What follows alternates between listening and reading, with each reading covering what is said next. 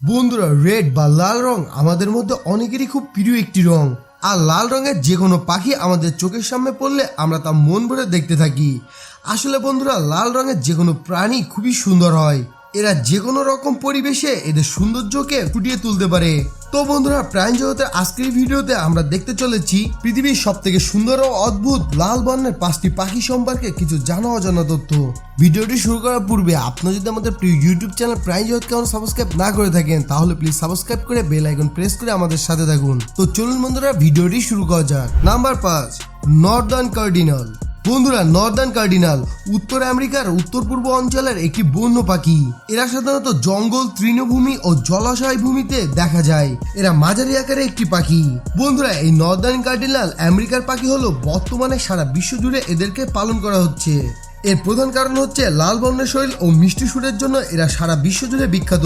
এরা খুব মিষ্টি সুরে ডাকতে পারে, যা শুনতে সবারই খুব ভালো লাগে।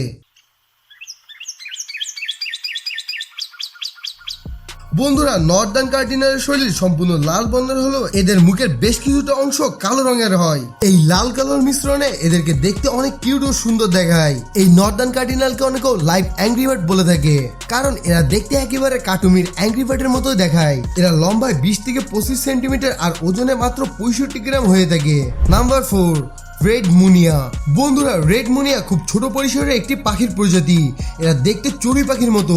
এরা 9 থেকে 10 সেন্টিমিটার বা 3 থেকে 4 ইঞ্চি পর্যন্ত লম্বা হয়। এই লাল পাখিগুলো এশিয়ার কম বেশি সকল দেশে দেখা যায়। সাধারণত এদের বিভিন্ন শস্যর মাঠ ও তৃণভূমি এলাকায় বেশি দেখা যায়।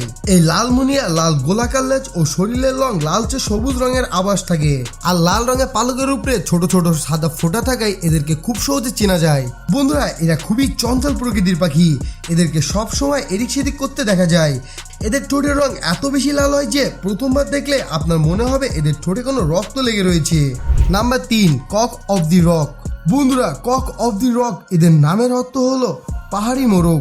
বন্ধুরা, মোরগের যেমন মাথার উপরে ঝুড়ি থাকে, ঠিক তেমনি এই পাখিগুলোর মাথায় গোল চাকার মতো লাল রঙের ঝুড়ি থাকে। তবে এই ঝুড়ি দেখতে বাকি সকল মোরগের থেকে বেশ কিছুটা আলাদা দেখায়। এই পাখিগুলো পেরু জাতীয় পাখি। আর এই পাখির 2টি প্রজাতি রয়েছে। একটি হলো Andean cock of the rock আর অপরটি হলো Guianan cock of the rock. Andean পাখিগুলো সামনের অংশটুকু বেশ কিছুটা লাল রঙের হয়, তবে পিছনের অংশটুকু বেশ কিছু কালো বেগুনি রঙের হয়ে থাকে। তবে গিনিয়ান পাখি শরীরের সম্পূর্ণ পালকগুলো লাল বর্ণের হয়ে থাকে। এই প্রজাতির পাখির মধ্যে পুরুষ পাখি স্ত্রী পাখির তুলনায় বেশি সুন্দর হয়। বন্ধুরা, এই পাখিগুলো খুবই দুর্লভ প্রজাতির পাখি।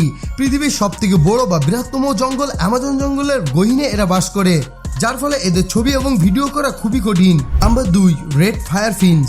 বন্ধুরা, এই ফায়ার ফিন্স একটি ছোট প্যাসোরিন প্রজাতির পাখি, যারা সাউথ আফ্রিকাতে বেশি দেখা যায়।